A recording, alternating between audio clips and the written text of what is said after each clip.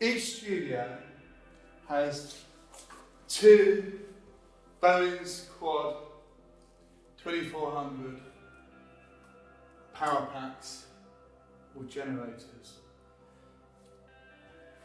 These contain the power to fire our flash units.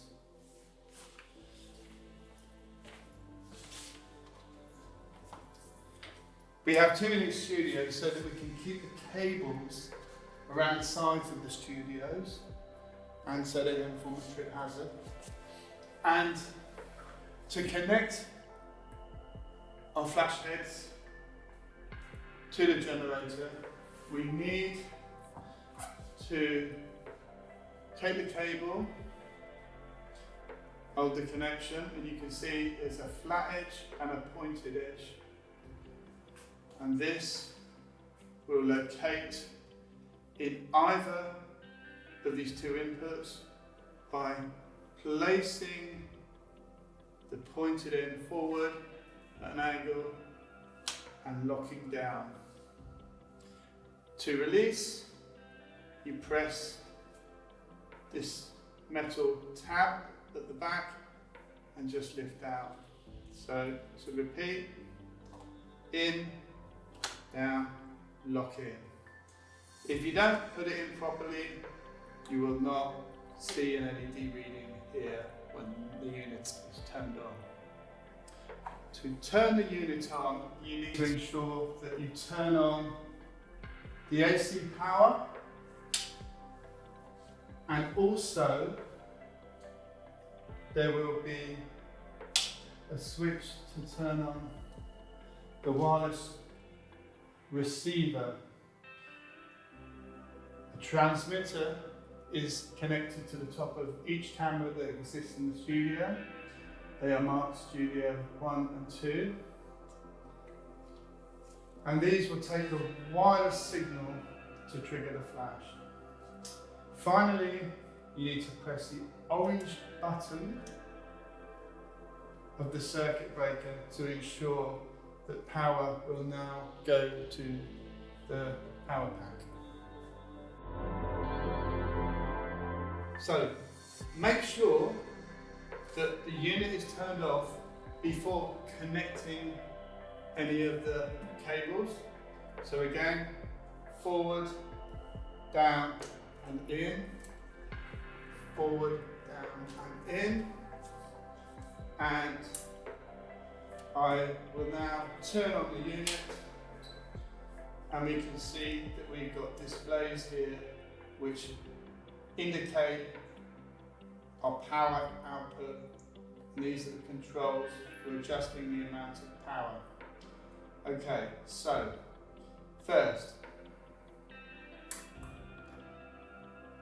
this indicates whether you're going to use one output or channel or two outputs and channels.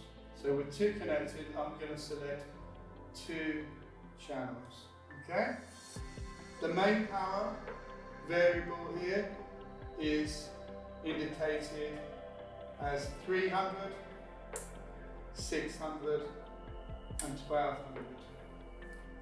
Each channel is capable of 1200, and that's 2400 output in total. That refers to watts per second, and you can fine-tune the output, and also you can fine-tune each channel from an output of 37 watts per second through to 1200 watts per second. This essentially fine-tunes the brightness of the flash, and you can adjust this so that any light has a different output to another. Okay. So, other things to know about. Here is a button to give you a fast or slow charge. Okay, so I would suggest this should always be on a fast charge because people often shoot quite quickly in the studios. Also, here, the main dial in the middle, I recommend that this is set to prop. If it's set to prop, this means proprietary light, and it means that the modelling lamp of the flash head will be applied, which will enable you to see where your light is falling if you're working under low light conditions.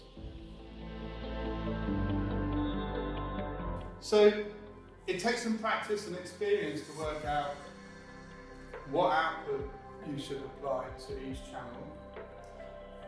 As a guideline, an output of 300 will give an approximate brightness that should, dependent on how close the lights are to your subject, enable you to work an aperture of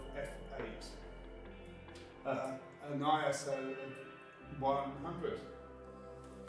Other things to note on the display here, you can select to have an audible beep, which means when the flash fires, the beep will tell you when the power has refreshed and you're ready to take the next shot. Also, I need to point out here, there's a button that is called Cell. This will mean that any flash going on in the vicinity will trigger this flash. This needs to be turned off because our radio transmitter system is dedicated for either Studio 1 or Studio 2, so they don't affect the flash of anybody else working in the studio. So with prop selected, you can bring up the modelling map by pressing the switch on the back of the light head, and this will bring up the modelling map. It allows us to see where our shadows are falling and enables us to get focus on our subjects. If we look at the power output, I have set this channel on the lowest power of 300, and here it's set on -3. Okay? The indicators here, the full numbers refer to stops, as in f-stops, for the exposure value. And the lines in between are third stop sections.